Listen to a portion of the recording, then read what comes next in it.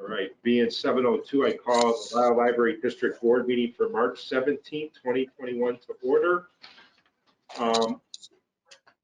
The Lisle Library District recognizes Governor Pritzker's Executive Order number 2021-05, which extends Executive Order 2020-07, as amended by Executive Order 2020-33 and Executive Order 2020-44, the January 8th, 2021 disaster proclamation, and the Government Emergency Administration Act number 100-06-40, which suspends certain requirements of the Open Meetings Act, allowing library trustees to participate remotely. All motions will require a roll call vote. Roll call, please. Marjorie Bartelli. Here. Thomas Duffy. Here. Thomas Hummel. Here. Karen Larson. Here. Jenny Norton. Here. Liz Sullivan. Here. Emily Swistak. Here. All right. Next item on the agenda is opportunities for visitors to speak. I see nobody in the room. Is there anybody online? No. And there were no emails received? No. All right.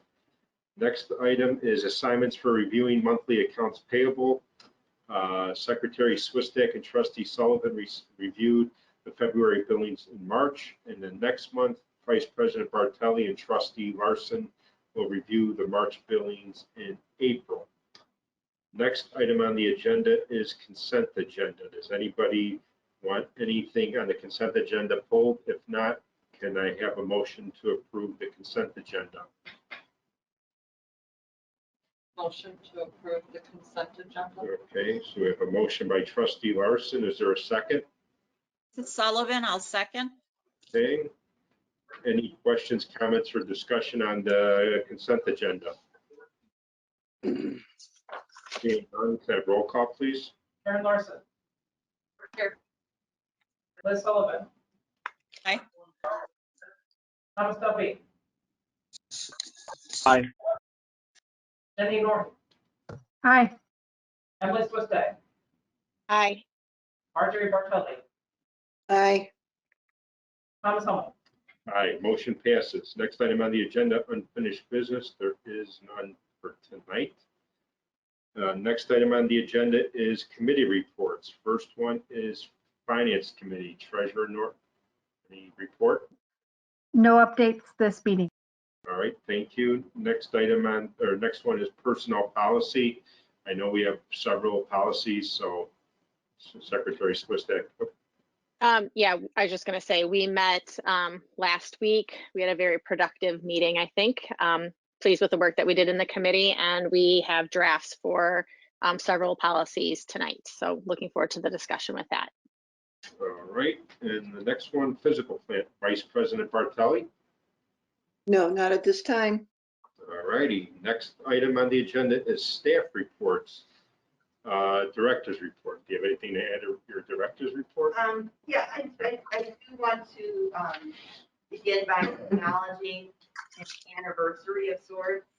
In the news, on TV, and conversations, our nation is reflecting on the year that is COVID-19 and ongoing efforts. And exactly a year ago, this past week, I met with the Lisle Intergovernmental Group. I met with the Library Board President and the Library closed to the public last year, along with other governing bodies in town. And I just wanted to mention that ever since that day, the staff have worked so hard to make sure that the public would still have access to the library's resources, services, and live librarians. Library staff were in the building throughout the pandemic, and we were organizing and preparing for the virtual programming, the curbside pickup, the home delivery service. And in my report, there's a timeline of our efforts this past year, so I'm not going to list them all, but I do want to highlight just a few for the public. For example, in March, when everything hit, after our very great Harry Potter Day that week, the library closed, and we immediately implemented registering for a library card from home. And we also kept the book drops open throughout the pandemic, and we were one of very few libraries who did so, which meant that staff had to empty those book drops regularly throughout the day, and then quarantine the books. So we had to implement a quarantine process. And we can continue to connect with patrons via email and phone. Materials were ordered, bills continued to be paid, and then ordering PPE became a new kind of hunting game because back in March, PPE wasn't available everywhere, so we had to look at a number of different vendors to get the adequate PPE. And then in April, it's when staff really hit the ground running with organizing the curbside pickup program and home delivery service and making sure that it was smooth and that patrons understood what to do. And then we also professionally sanitized the entire building. And then May and June, we focused on increasing our digital presence with staff facilitated videos. That meant learning how to use the video editing software, which is a high skill. And so that was interesting, and we put out a lot of product there. We also conducted a number of facility maintenance projects in the building, and we installed new shelving in YS. That happened in May and June. And then we opened to the public in July, the first week in July, and we've been open ever since.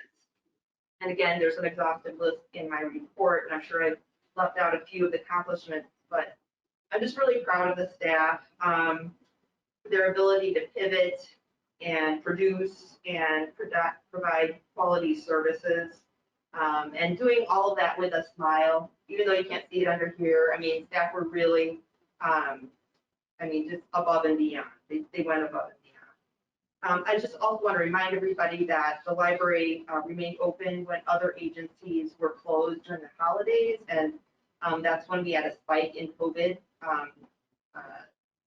cases. But we were able to do that because we really planned and prepared ahead of time from day one. And then our patrons, therefore, our patrons experienced less interruptions to services, things like that. So again, just really proud of the staff, and we're going to continue to adhere to the safety protocols, and it's done us well to do so. So we're marching on there. So I just wanted to kind of recap our year in COVID. And then as all of you have heard, Lisle and the surrounding area public schools are planning to have in-person classes again very soon. And the library contacted school staff from 202 and 203, and we just want to make sure that the kids have information for going back to school and how the library can help them in their learning. We did a lot while they were learning from home, but we also have a lot to supplement their in-school learning. So we created a customized flyer per the grade level, per the school district, and those will go into parent packets and digital backpacks. There's an example packet that comes after my report in the board packet. And I already talked about the 6 policies. We're going to talk about that a little bit later. And then just to round out the report, at the last Personnel and Policy Committee meeting, members asked how the library implements diversity objectives and also asked for a report on those efforts. Now, I think the request for the report was supposed to come after we passed the forthcoming draft equity, diversity, inclusion policy, but I did want to share what we have done this past year, as well as what we're currently doing to support equitable, diverse, and inclusive efforts at the library. And that's in terms of programs and social media posts and displays. And it's a lot. We do a lot already. The report appears after the director's report in the packet. Again, super proud of the staff, and I hope that the board feels comforted in knowing that we already offer a great variety of activities and awareness campaigns, and we're committed to continue to do so and enhance what we do on an ongoing basis. That concludes my report. All right, thank you. It sounds good. Does any trustees have any questions or comments in regards to the director's report? Yes, I've got a couple of questions. I'm sorry, Marjorie, did you want to go? No, I'll wait for you. Go ahead. Okay. Really appreciate everything that the staff has done. And on top of that, I also appreciate you itemizing, Tatiana, what the staff has done every month, because some of us have gotten a little bit of pushback.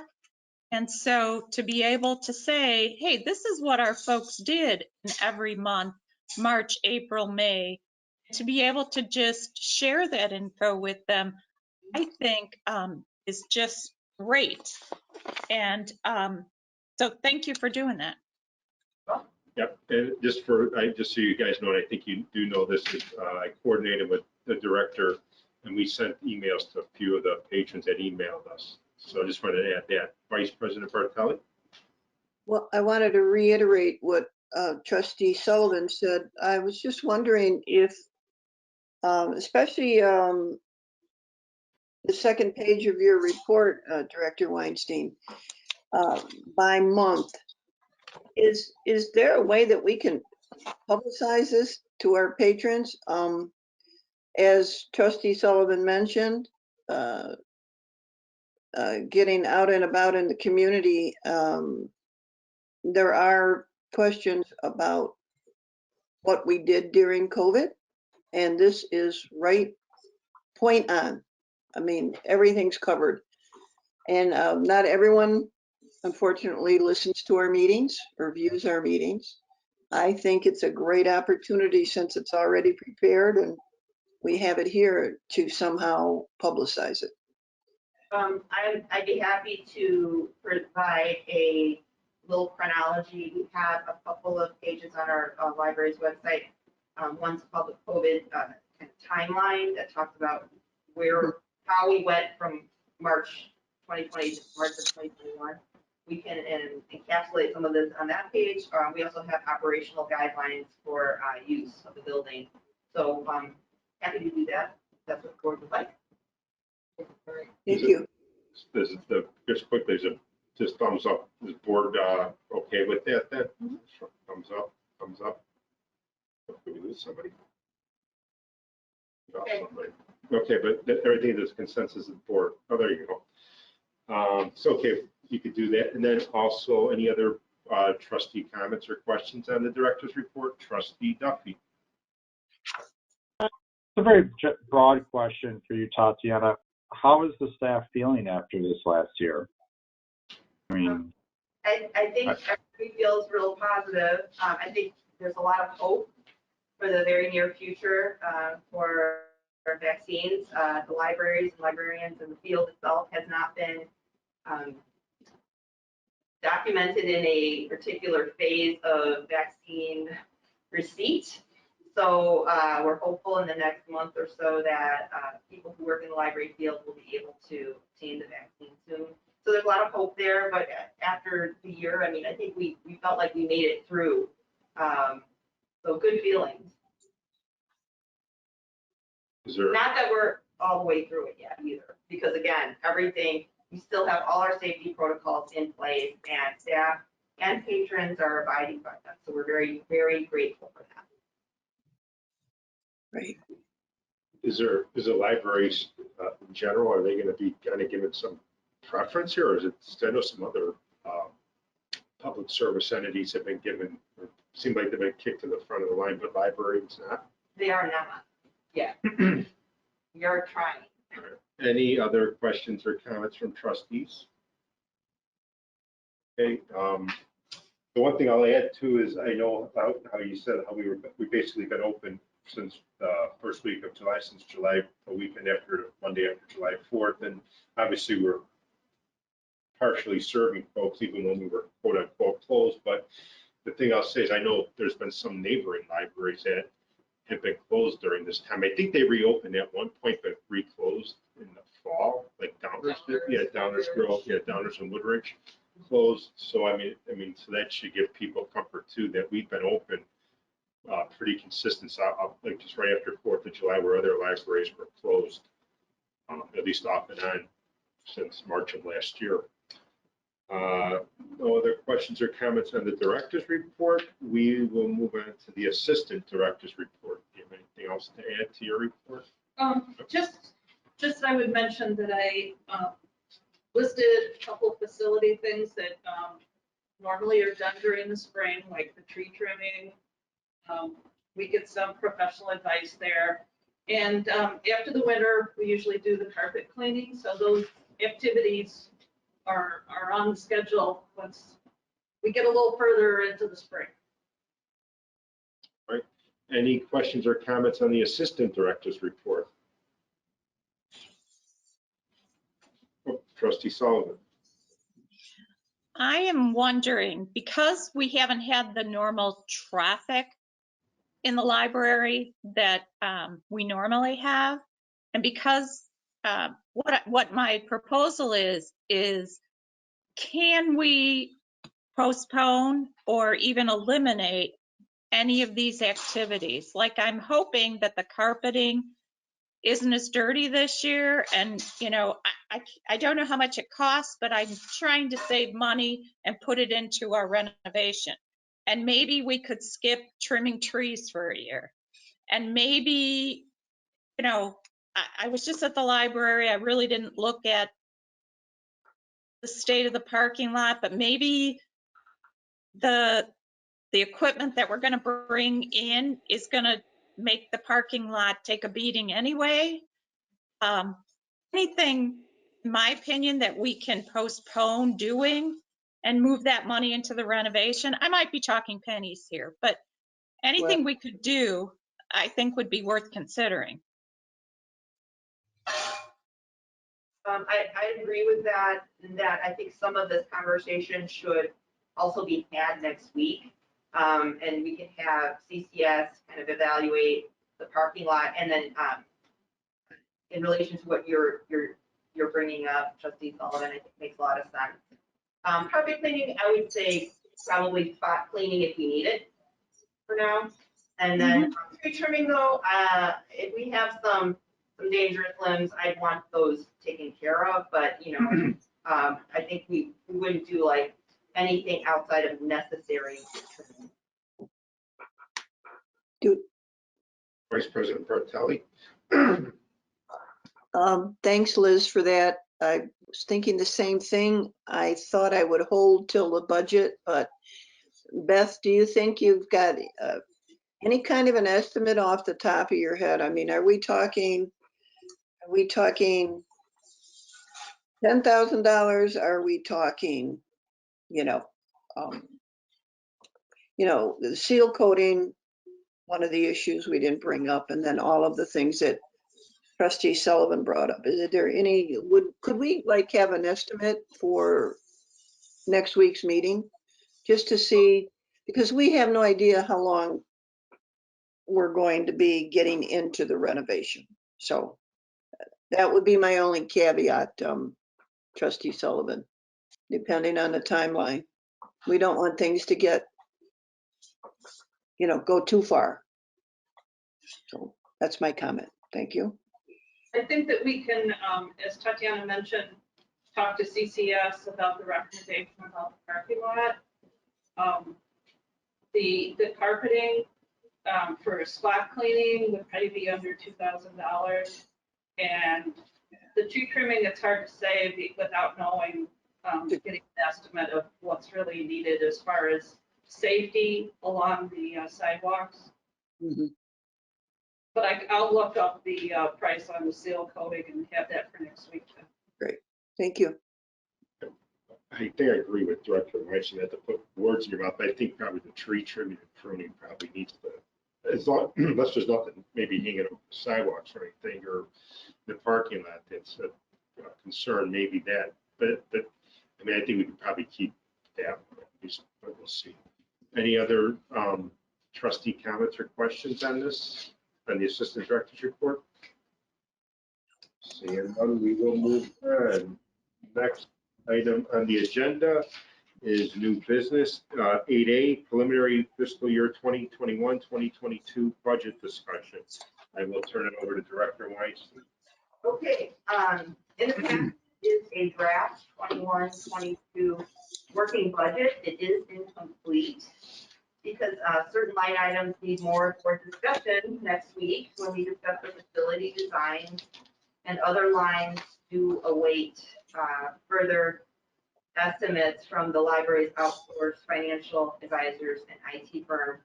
And you think that in this new age of professionals working from home that communications would be more efficient, but no.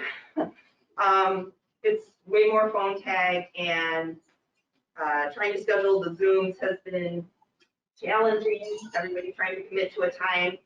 So and accessing files from home isn't as easy as from a working environment. I mean, we're working in our environment, but they aren't. They're working from home. So it seems like everybody's a lot more busy. So connecting's been a little bit of a challenge. But regardless, at first blush, we don't see too much controversy here. The lines are generally on par with prior years and will show the percentage increase/decrease in the more fleshed out draft next month. And we'll continue to show that projected actual column for the remainder of the fiscal year, and we show the recorded actuals through February, and then next month we'll do it through March. So I just want to go through the expense categories very briefly here. We anticipate the employee costs to remain flat. Building costs do await a new landscaping proposal, so we're still waiting on that one. Operating costs, those are like postage and printing and banking fees. They will show an increase, and that's primarily due to the banking fees associated with the new license renewal, plate renewal, that credit card use. So there is an uptick there. We know that already. Insurance costs do show an increase, and that's per the recommendation of our risk agency, Lisle. Contractual costs, we're waiting on more estimates from our IT firm. Personnel development will remain flat. Equipment costs will generally remain flat. The materials costs, and that's physical materials, digital content, that will show just a very minor increase due to probably cost inflation. And program category will remain flat. The restricted expenses, this category awaits more discussion as mentioned. Contingency account will remain flat. The special reserve, we've got to talk more about that next week. And then the revenues, we're waiting on more estimates from our financial advisor. So I know I walked you through very quickly, and the amounts in the categories on the spreadsheet may be adjusted just a bit more, because even today we just received a little bit more information and update from one of our insurance carriers. So more to come from our vendors and more board discussion next week. So there'll be a much more comprehensive budget presentation once we align the capital project with the budget and once we receive all of the professional estimates. Obviously, the goal is balance with our budget, and I'm working very hard to ensure that the capital project meets our needs, but also meets financial expectations and is the right fit for our community and for the library's pocketbook. So you can see in my director's report that I've had many meetings with CCS and she and Naval Hard Trade. So again, more to come next week, and you'll see a more comprehensive report and presentation next month. Thank you. Question.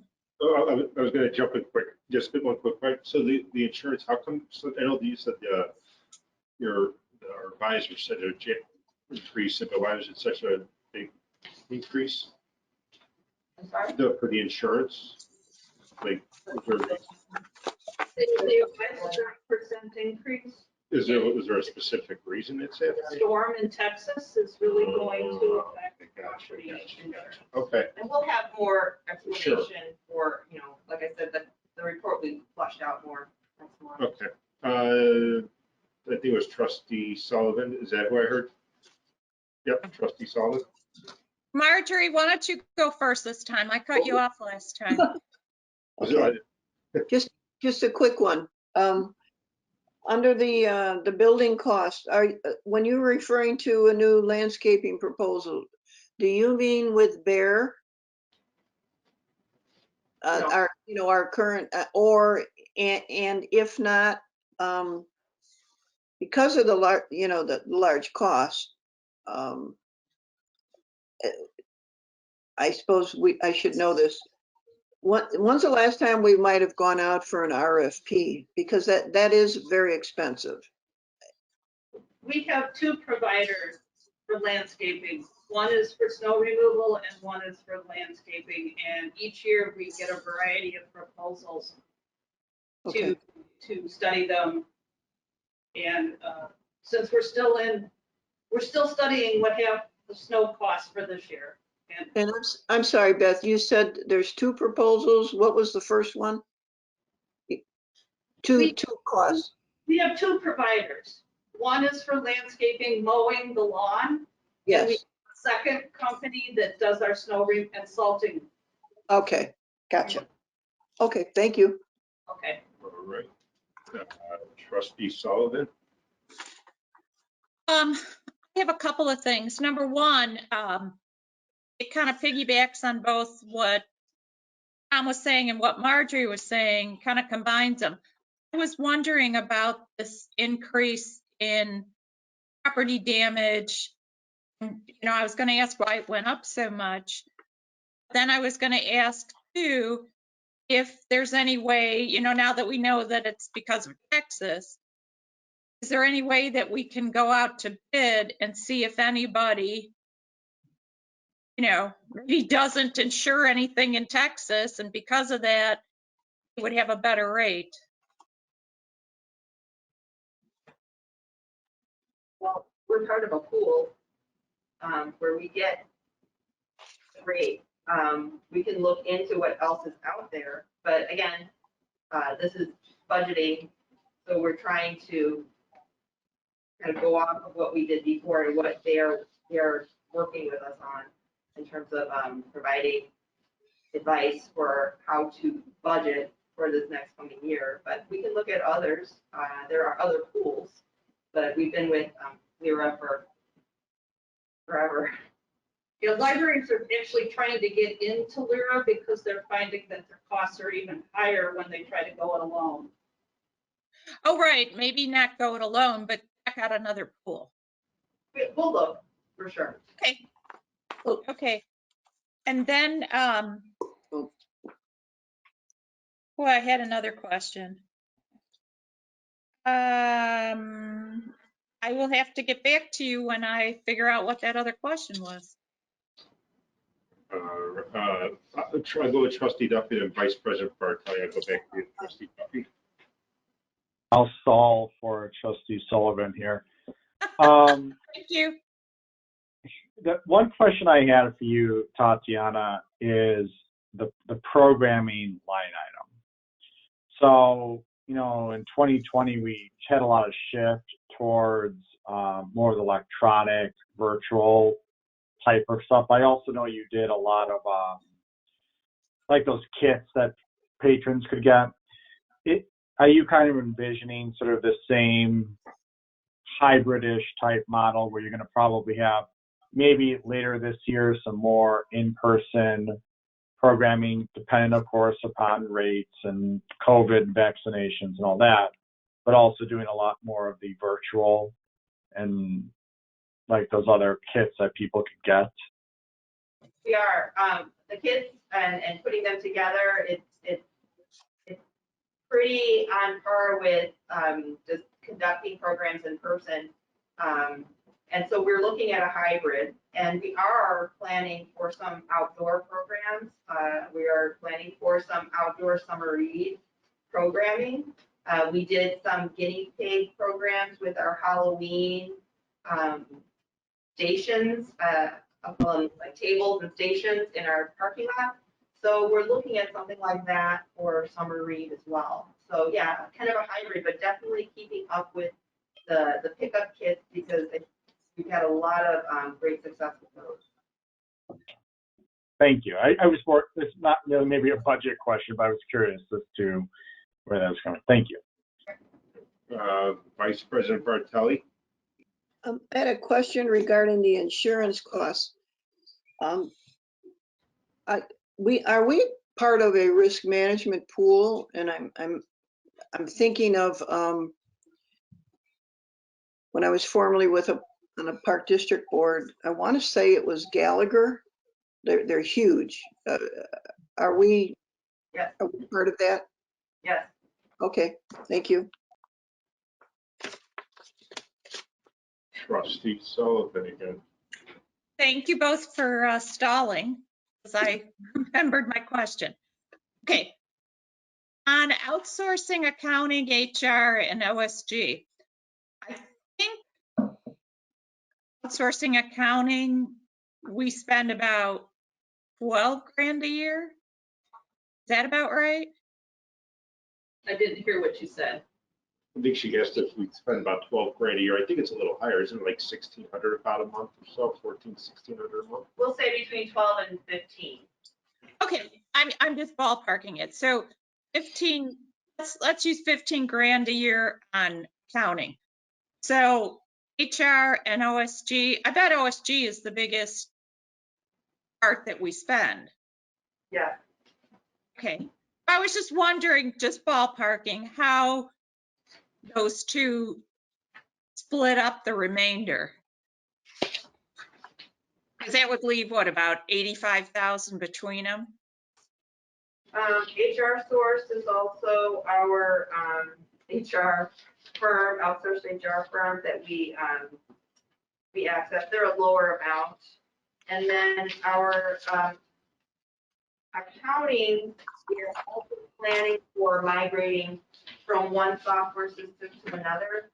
So that is in the plans, and so we're being conservative in our budgeting.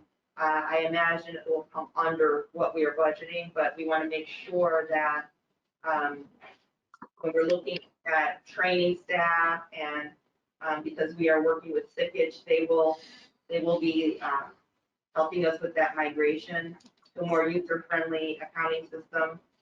So we're planning for that as well in this line. So should we, if I'm just going to split up, I don't know, about 100,000, would the sickage portion be maybe 30,000 then with the extra you were just talking about? It could be. I mean, we can talk about that next month in more detail if that's what you'd like to see. Yeah, if that's fine. Next month is fine. But yeah, but OSG, which we put it in there, that's our outsourced IT firm who monitor, maintains, and manages all of our servers remotely and come in, and they also do updates for our PCs and things like that. So that's just a particular firm. We are also evaluating other firms at this time. So we like to do this every few years when we're working with one of these firms to make sure that we're getting the best deal. So we are in the process of that at this moment.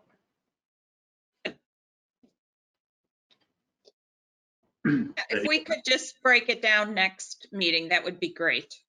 Okay. Thank you. Any other questions or comments? I know, I looked while you were talking, I know this month the sickage bill was $1,630. I just took 1,600. It's about 19,200 a year, and I think it's roughly 1,600 a month. I think you're right. It might be a little bit, a couple $100 sometimes. It depends if we're in audit month. Sure. Or, Yeah. So it might be like 19,000 or so. So no other questions on the budget discussion? All righty, then moving on will be 8B, approve LLD policy 300, library cards. Can I get a motion? This is Secretary Swistak. I move to approve LLD policy 300 library cards. Is there a second? I Trustee second. Trustee Larson got it. All right, so Secretary Swistak, do you want to start or you want me to just turn it over to Director Weinstein? Just turn it over to the director. She can. Thank you. Okay, so this is an existing policy, and back in June, Governor Pritzker signed what they're calling the Cards for Kids Act into law. And so we've just, under item E3, we have input the direct language from the new statute into E3. And we also crossed out item number, E3. We crossed out E3, but the previous was under D3. I'm sorry, looking at my scribbled notes here. So it really is just putting into our policy what has been legislated.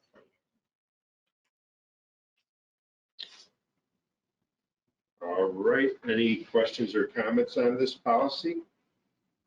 No, I move to accept the policy as changed, the revised policy.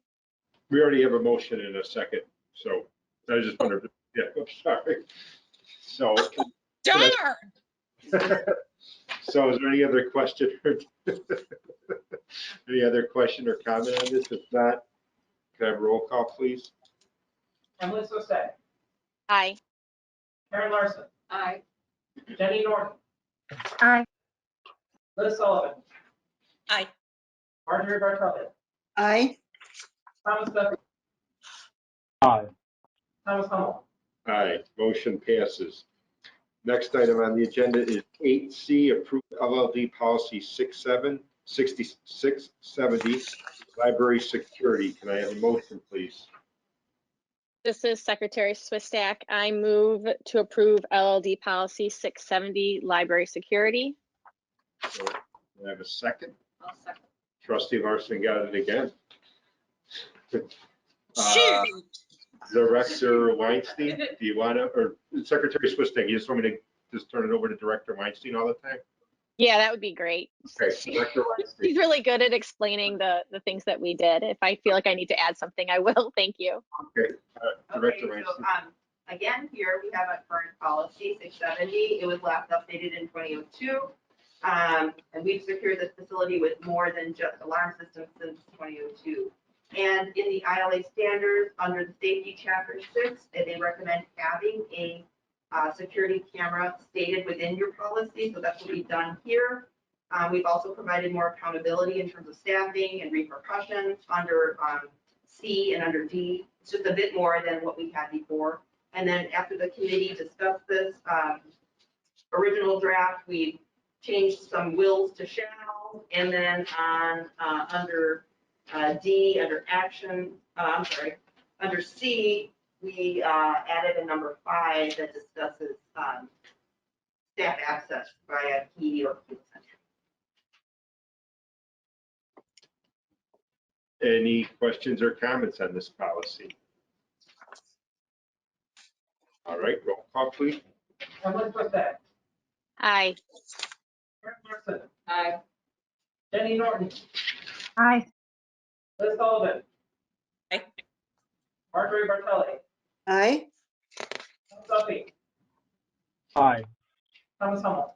Aye, motion passes. Next item on the agenda is 8D, approved LLD policy 315, loan periods. Director Weinstein. Okay. Another.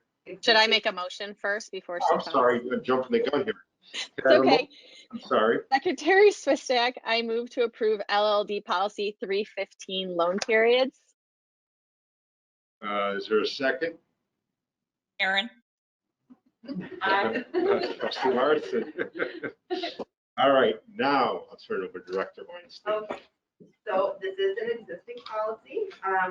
Really, all that's changed is under the renewable column. We've changed it from 2 times to a 3-time renewal, making the total week checkout a 12-week versus a 9-week. And we've received a couple of patron requests to extend the auto renewal due to COVID. And we asked department directors for their feedback on this, and there's full support for this change. And we also looked at other libraries in our area, and 12 weeks is kind of a nice middle ground. We've got 4 libraries that are at the 9 weeks, and then we've got 4 other libraries around us that are go far beyond 9 weeks. So 12 weeks seem to be a nice fit for us, and also accommodating to our patrons. All right, any questions or comments on this policy? Seeing none, roll call, please. Emily Swistay, Aye. Karen Larson, Aye. Liz Sullivan, Aye. Marjorie Bartelli, Aye. Thomas Duffy, Aye. Jenny Norton, Aye. Thomas Hummel. Aye, motion passes. Next item is 8E, approved LLD policy 902, library service in the American with Disabilities Act. Can I have a motion, please? This is Secretary Swistak. I move to approve LLD Policy 902, Library Service and the Americans with Disabilities Act. Is there a second? A second? Vice President Bartelli, right, Director Weinstein, you wanted to, Sure. Policy 902 is a new policy for the Lisle Library District. It is recommended by the ILA standards under Chapter 2 governance. It recommends a separate policy regarding ADA. And the formatting for this draft comes from the American Library Association's own Library Services for People with Disabilities policy. And we already obviously comply with ADA, it is law, but having a policy that outlines our facility meetings, collection, partnerships, and compliance with associated laws, our employment practices, and showing how and delineating how a person can file a complaint are all part of a proper ADA policy. At the committee, there were some questions about some grammar under C3. There was a correction to a URL, and we reworded a sentence there regarding the Library of Congress. But those are the only changes that came of the committee discussion. all right, any questions or comments on this policy? Seeing none, roll call, please. Emily Swistak, Aye. Marjorie Bartelli, Aye. Thomas Duffy, Aye. Karen Larson, Aye. Jenny Norton, Aye. Liz Sullivan, Aye. Thomas Hummel. Aye, motion passes. Next item on the agenda is 8F. Approve LLD Policy 430, Equity, Diversity, and Inclusion Policy. Can I have a motion, please? This is Secretary Swistak. I move to approve LLD Policy 430, Equity, Diversity, and Inclusion. Can I have a second? Second. Vice President Bartelli with the second. Director Weinstein, go over this policy, please. Policy 430 is new, however, it's been on the radar of this committee for quite a while. The draft reflects various objectives within many of the ILA standards and also ALA's policy for diversity. And the committee discussed diversity in general, of it being a very broad term, but many people think diversity means or it refers to race, but it doesn't. It involves everything, everyone, race, age, sexual orientation, gender identity, creed, color, religion, socioeconomic background, or disability. And equity and inclusion are also part of the title of this policy because fairness and making people feel welcome was really important to the committee, and it's also who we are as a library. It's also part of our strategic plan. So very much like the ADA policy, this policy mentions the facility, our collection, partnerships, staffing, and also delineates how to file a grievance. And during the committee, there were some changes that were made. Using the word promotes in the first sentence was added. There were some commas added. And the word display under B3 was also added. And I think that's all that was edited. All right, any questions or comments in the discussion on this policy? Seeing none, roll call, please. Emily Swistak, Aye. Marjorie Bartelli, Aye. Thomas Duffy, Aye. Karen Larson, Aye. Jenny Norton, Aye. Liz Sullivan, Aye. Thomas Hummel. Aye, motion passes. Next item is 8G, approve LLD Policy 665, recordings, photography, audio, and video at the LLD. Have a motion, please. This is Secretary Swistak. I move to approve LLD Policy 665, recordings, photography, audio, and video at the LLD. For a second. I'll second. Trustee Larson, seconds. Director Weinstein? Okay, policy 665 is new and it stems from ILA's recommendation to have a security camera policy, and that we have we have procedures for photography and videography, but no proper policy. So ALA and Rails discuss this under their privacy First Amendment issues and many webinars and blogs, and they recommend having a policy delineating the do's and the don'ts. We do have a policy, the Patron Code of Conduct, that mentions photography, but it talks about what can't be done. But again, there's no comprehensive policy on general recording allowances or limitations.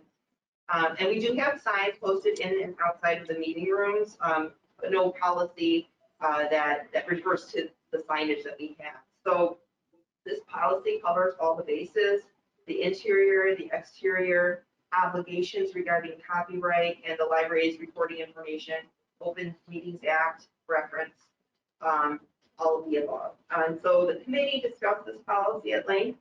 There was an add on in A4 to mention the Library Confidentiality Act. That was changed.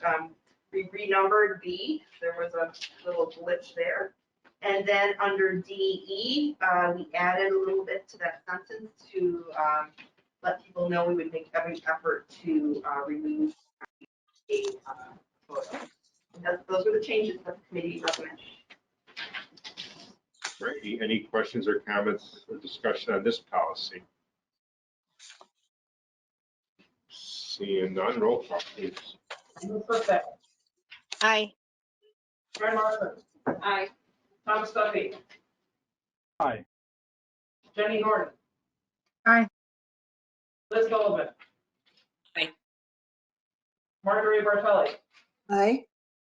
Tom Hummel. Aye, motion passes. Next item on the agenda is opportunity for trustee comments. We'll go with trustee Sullivan first tonight. I really appreciate all work and energy that library staff has put in during COVID. So thank you very much. Secondly, I really appreciate the work that the whole policy committee, led by Emily, has been doing.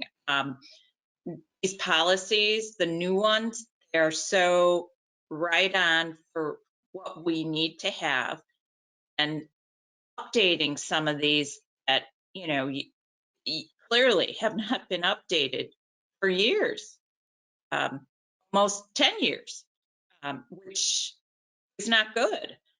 And, it's one of those jobs that probably doesn't get credit enough. So thank you for doing it. All right, thank you. Secretary Swistat. Thank you, Liz.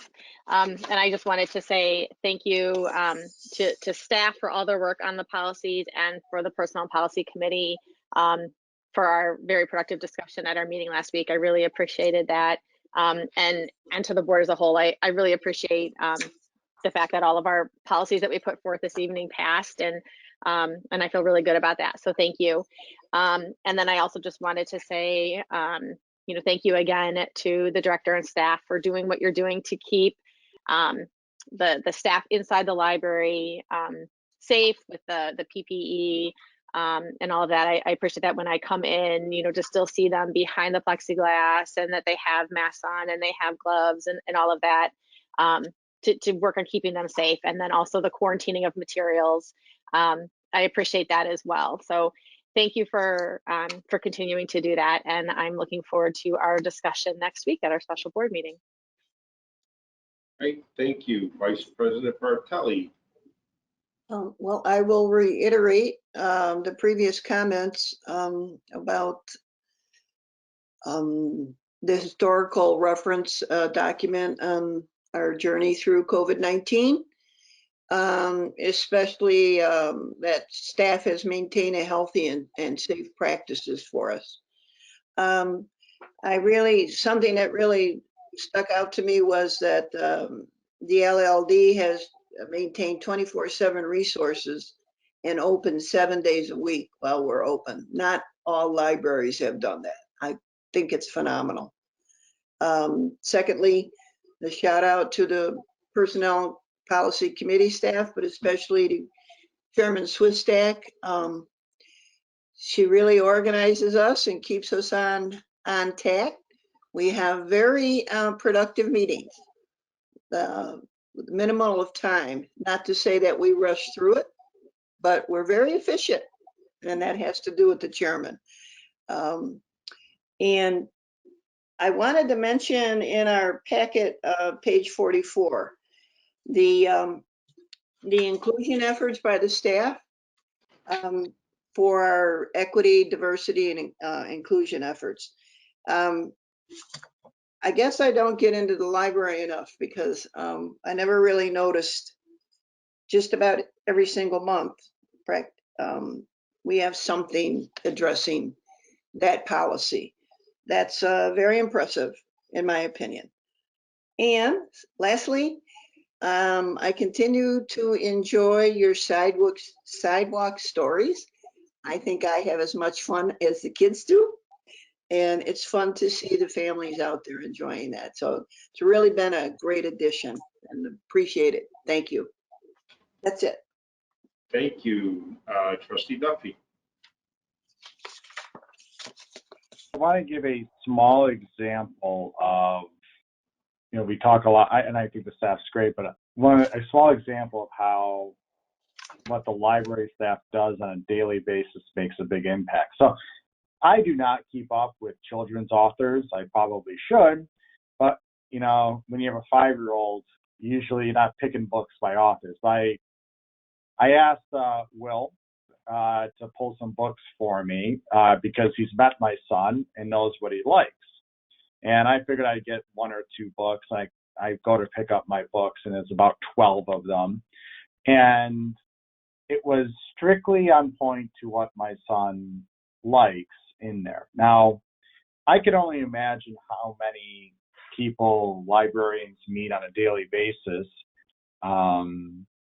But when my son has definitely enjoyed these new books, helped me as a father that is stressed and probably would have been lost in the sea of books in there. But I think that is an example of an impact that staff, you guys have. And I know that's why you're in this, you've chosen this as your profession, because my son can't wait to read each night because he's got a new book from Mr. Will. So don't let this go to Will's head, okay? We don't usually watch this video. But I just wanted to highlight that as an example.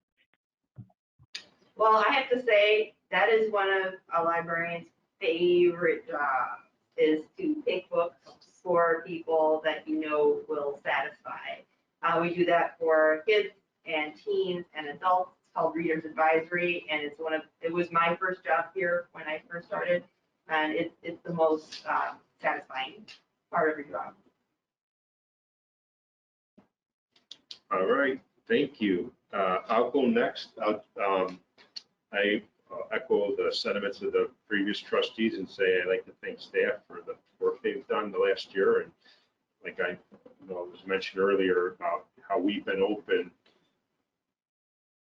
more than anybody, except I don't know, maybe Naperville is. I don't even know if they were open up that long. But did they? Okay, so we've been the one that's been the most consistent. So so that's good to know that we have been open. And I know even when, I don't want to call us closed, but we were still working and we were doing curbside earlier, before we reopened in July.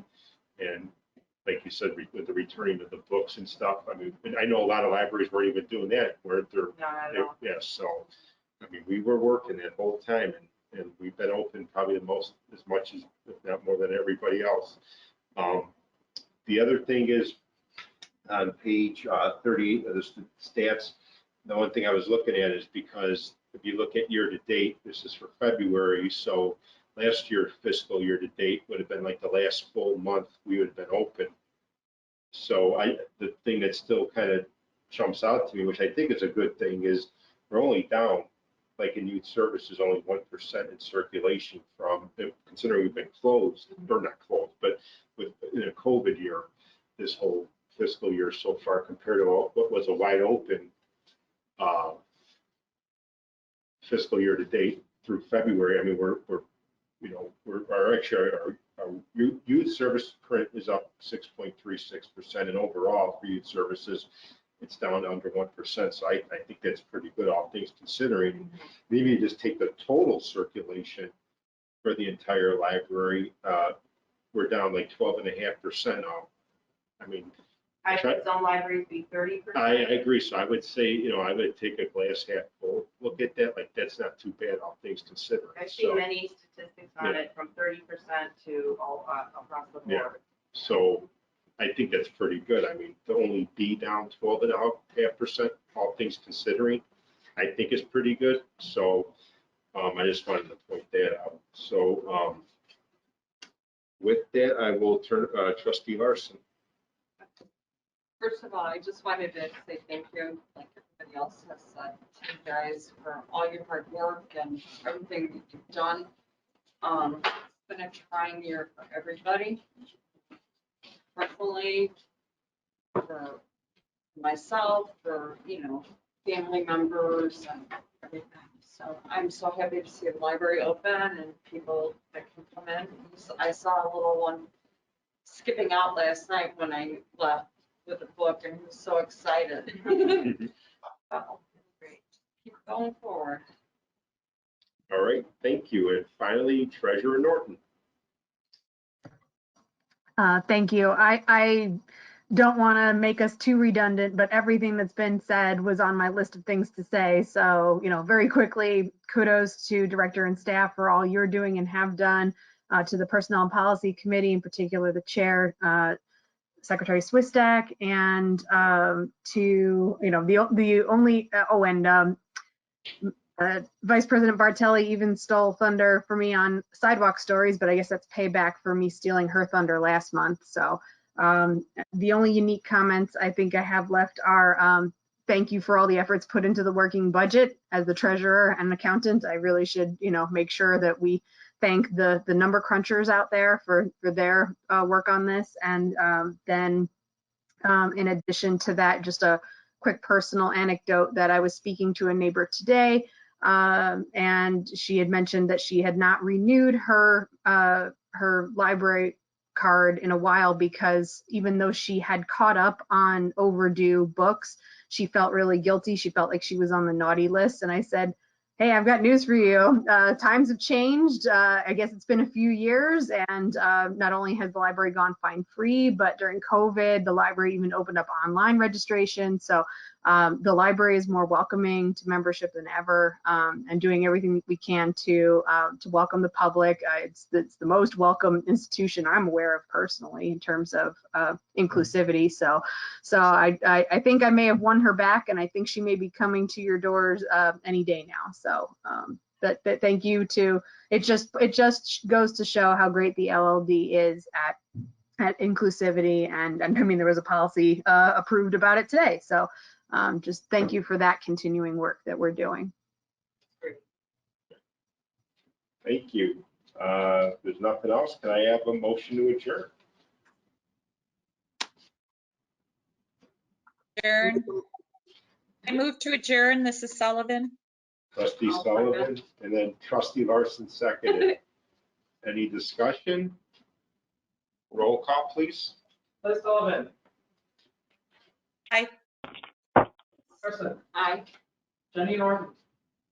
Aye. Emily Swistak. Aye. Marjorie Bartelli. Aye. Thomas Duffy. Aye. Thomas Hummel. Aye, and we are adjourned at 8:01. Thank you.